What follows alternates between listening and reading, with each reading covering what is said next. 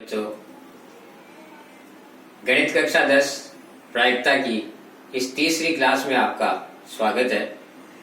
आज हम ताश की गड्डी से संबंधित प्रश्नों को हल करेंगे।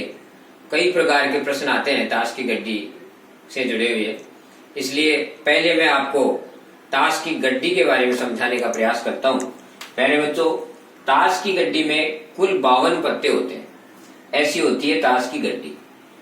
और ताश की गड्डी में एक साइड में एक चित्र होता है जो सभी गड्डियों में समान होता है, सभी पत्तों में समान होता है। आपको कहीं भी आप देखना चाहें तो सब पत्तों में एक सा चित्र नजर आएगा। और ताश की गड्डी में ये जो दूसरी साइड होती है वो सब में अलग अलग आपको नंबर नजर आएंगे। पहले बच्चों, ताश की गड्डी में 52 पत्ते होते हैं और 52 पत्तों में लाल रंग के 26 पत्ते होते हैं और काले रंग के 26 पत्ते होते हैं। फिर ये जो लाल रंग के पत्ते हैं वो भी दो प्रकार के होते हैं। लाल रंग में से एक तो होता है पान के पत्ते और एक होते हैं ईंट के पत्ते। पान के पत्ते भी 13 होते हैं, ईंट के पत्ते भी 13 होते हैं। पहले बच्चों मैं आपको बताऊं, ये है लाल पान का इक्का। सभी लाल पान के पत्तों पर ये पान का निशान होता है। ये है ईंट का पत्ता, ईंट का इक्का। ईंट के सभी 13 पत्तों पर ये ऐसा चित्र, ईंट का चित्र बना हुआ आता है और इसे हम गणित में समचतुर्भुज भी कहते हैं। और काले रंग के भी 26 पत्ते होते हैं। काले रंग के 26 पत्तों में भी दो प्रकार के पत्ते होते हैं। एक तो होता है हुक्म और उसके 13 पत्ते होते हैं। सब पे ऐसा काले रंग का पान जिसे हुक्म कहते हैं, हुक्म या काला पान, ऐसा चित्र होता है सभी पत्तों पर काला पान का। और ये जो आपको दिखा रहा हूं ये काले पान का इक्का है, हुक्म का इक्का है। और एक काले रंग के होती है चिड़ी, इस प्रकार का चित्र होता है चिड़ी का। और ये जो चिड़ी के पत्ते होते हैं 13 पत्ते ये भी होते हैं और इनमें भी ऐसा ही चित्र होता है। पहले बच्चों मैं एक बार आप सबको बता दूं कि ये 13 पत्ते जो हैं उनमें ये इक्का, दूरी, तिरी, चौगी, पंजी, छग्गी, सत्ती, अट्ठी, नव्वी, दस्सी और फिर 11 नंबर पर गुलाम होता है और 12 नंबर पर बेगम और फिर बादशाह होता है। मैं एक बार इनकी जानकारी आपको दे दूं कि ये जो 4 प्रकार के पत्ते हुए उन चारों के ही 13-13 पत्ते होते हैं। तो मैं आपको बीच बीच में आप ये पहचान भी करते रहोगे कि ये पत्ता किसका है। सबसे पहले मैं आपको दिखा रहा हूं हुक्म का इक्का। सभी पत्तों के एक एक इक्के होते हैं, ऐसे 4 इक्के होते हैं ताश में। समझ गए प्यारे बच्चों? ये है लाल पान की दूरी, ऐसी ही 4 दूरी होती है। हर प्रकार के पत्ते की दूरी होगी, लाल पान की भी होगी, ईंट की भी होगी, चिड़ी की भी होगी और हुक्म की भी होगी। इसी प्रकार से ये है तिर्री, ये तिरी चिड़ी की है, समझ गए ना आप? इसी प्रकार एक तिरी का पत्ता और आएगा, वो पान का होगा, एक ईंट का होगा, एक हुक्म का होगा। ऐसे सभी चारों प्रकार के जो आपको बता रखे हैं ना मैंने, पान, ईंट, हुक्म, चिड़ी, ऐसे सब प्रकार के 4-4 पत्ते। ये देखो आप, चौगी है, बताओ ये चौगी किसकी है? हुक्म की है ना प्यारे बच्चों, हुक्म की है। शाबाश। अब मैं आपको दिखा रहा हूँ वो क्या है, देखिए बताओ आप, ये कौन से की पंजी है? लाल पान की पंजी। शाबाश, बहुत बढ़िया। ये क्या है? ईंट की छग्गी। शाबाश, बहुत बढ़िया। और ये क्या है? काले पान की या हुक्म की सत्ती। ये क्या है? लाल पान की अट्ठी। प्यारे बच्चों ये क्या है? ईंट का नेला। शाबाश। ये क्या है? हुक्म की दस्सी। शाबाश। अब ध्यान से देखना, ये अंग्रेजी का जे लिखा हुआ है, दिख रहा है ना प्यारे बच्चों?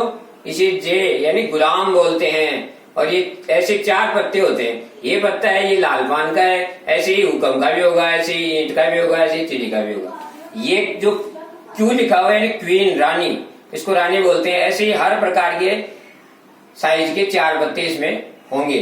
ये जो आप देख रहे हो ये ईंट का है, ऐसे ही 52 पत्तों में चिड़ी का, लाल पान का, हुक्म का, सबका होता है। ये जो के यानी किंग, किंग यानी बादशाह, ये बादशाह है, और ऐसे ही 3 बादशाह और होते हैं, एक मेरे हाथ में है, ऐसे करके 4। तो कहने का मतलब आप समझ गए होंगे कि हर प्रकार के 13 पत्ते होते हैं। जैसे मैंने यहाँ पान के 13 दिखा रखे हैं, ईंट के 13, हुक्म के 13, चिड़ी के 13, तो 13 को 4 से गुणा करो, 13 चौका 52। शाबाश। मैं समझता हूँ कि आप शायद अब इसके बारे में अच्छी तरह से समझ गए होंगे, ताश के पत्तों के बारे में समझ गए ना प्यारे बच्चों।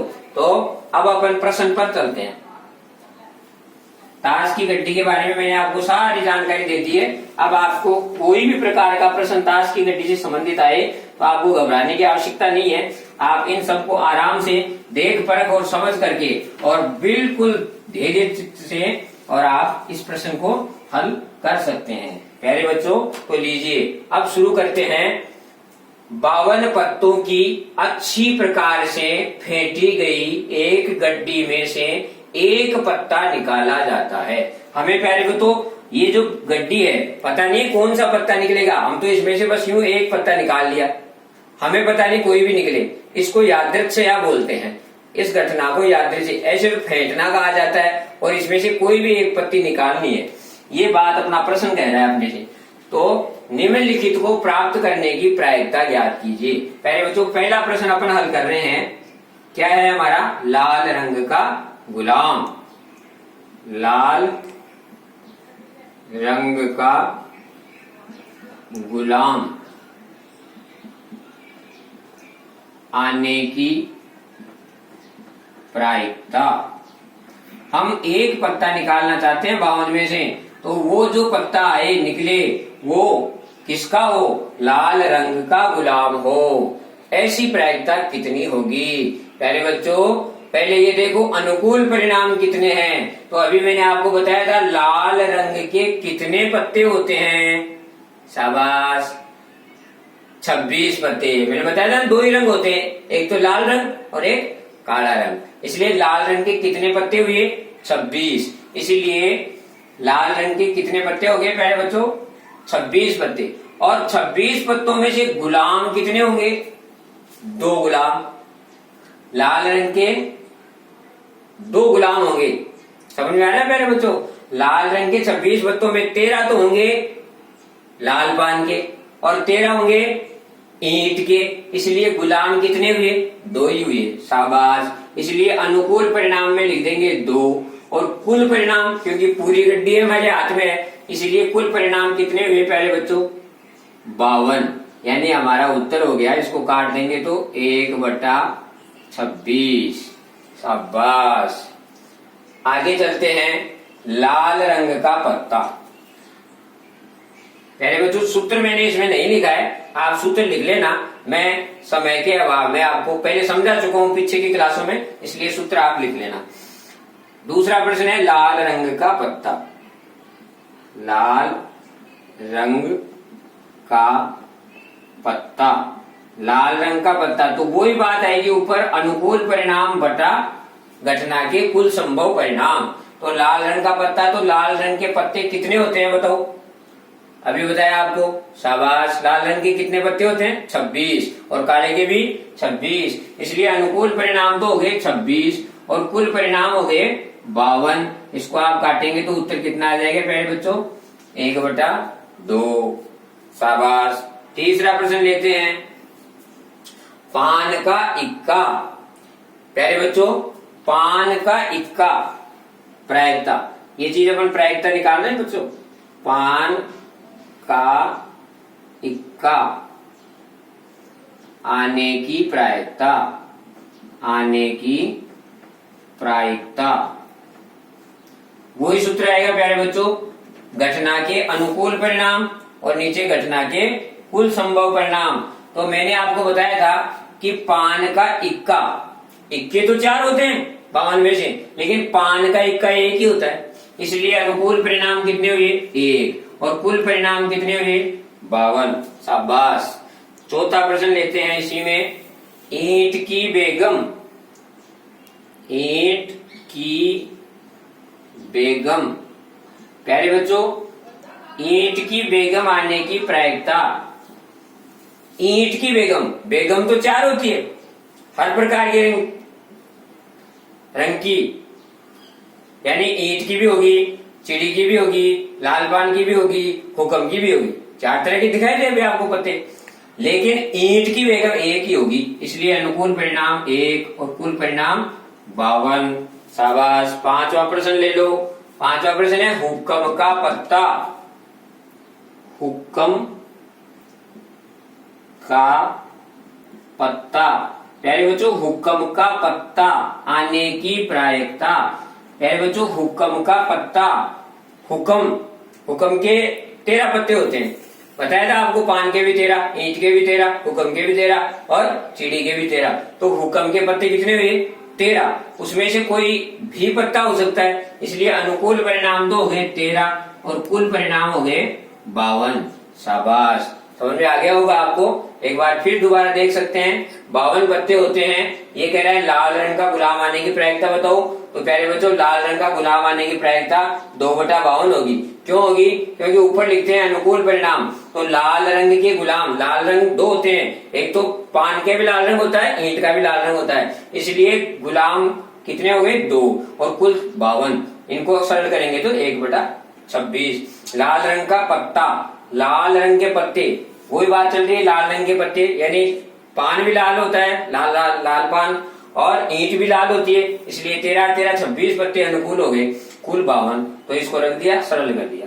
पान का इक्का आने की प्रायिकता, पान का इक्का एक ही होता है पूरी गड्डी में, जिसका नाम पान का इक्का हुआ, तो 1/52। ईंट की बेगम एक ही होती है, ईंट की बेगम, बेगम तो 4 होती है लेकिन ईंट कह दिया इसलिए ईंट की एक ही होती है।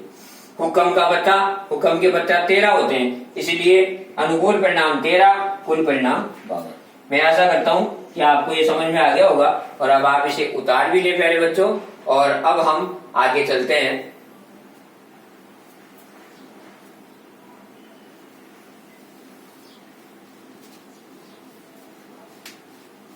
प्यारे बच्चों, इसी प्रकार से गेंद के प्रश्न भी आते हैं। एक थैले में 3 लाल रंग की गेंद है, 2 हरे रंग की गेंद है और उनमें से कोई भी एक गेंद निकालने की प्रायिकता ज्ञात करो। उनमें भी आपको घबराना नहीं है, वो प्रश्न भी ऐसे ही होते हैं।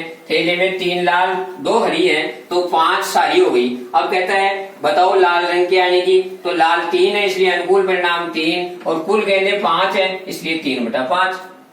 आगे समझ में। और लाल रंग की नहीं होने की पूछे तो 3/5 को 1 में से घटा दो, 2/5। चलते चलते मैंने आपको बिना लिखे ये एक प्रश्न बता दिया है। आगे अब एक प्रश्न लेते हैं सिक्के का। प्यारे बच्चों, सिक्के का प्रश्न लेते हैं, सिक्के की उछाल का।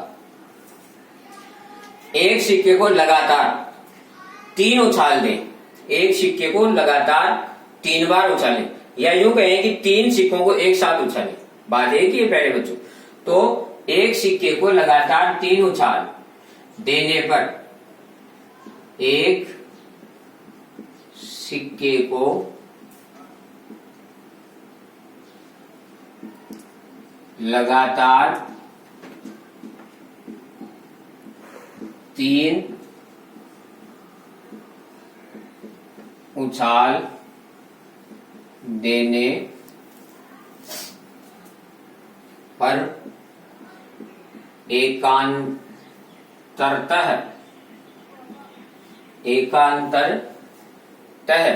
एकांतरतः का मतलब समझते हो? एकांतर का मतलब है कि ये परिणाम यहाँ आया, फिर यहाँ दूसरा परिणाम आया और फिर यहाँ दूसरा परिणाम आया, तो उसे एकांतरतः कहते हैं। एकांतरतः चित्त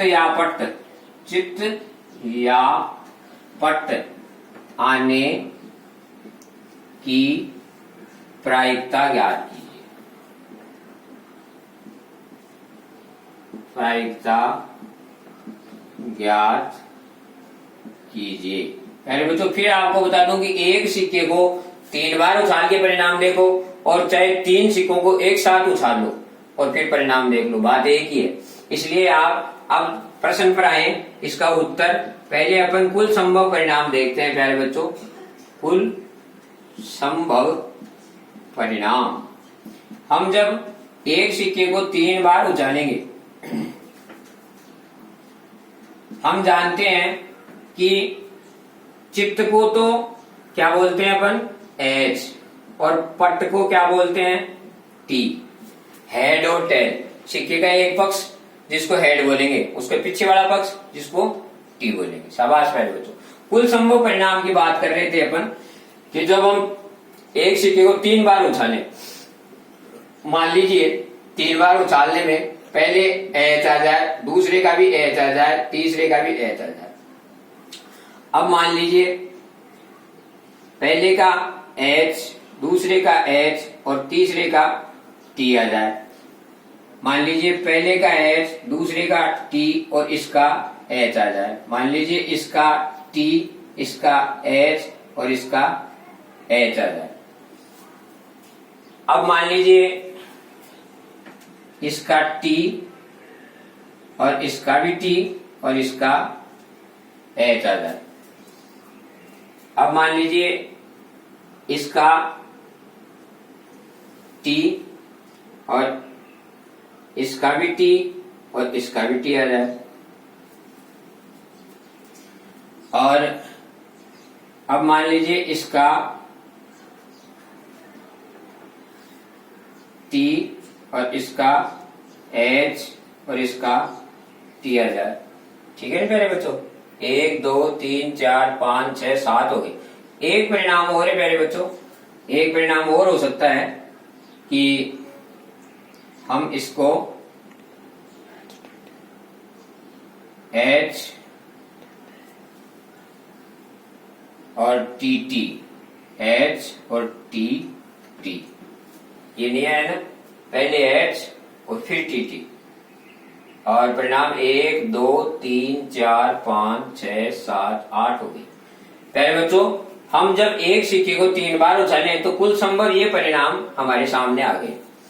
अब इसके बाद में अपन चलते हैं, क्या कह रहा है, एकांतरतः चित्तियापट। एकांतरतः चित्तियापट, तो वो अपन अनुकूल परिणाम निकालेंगे।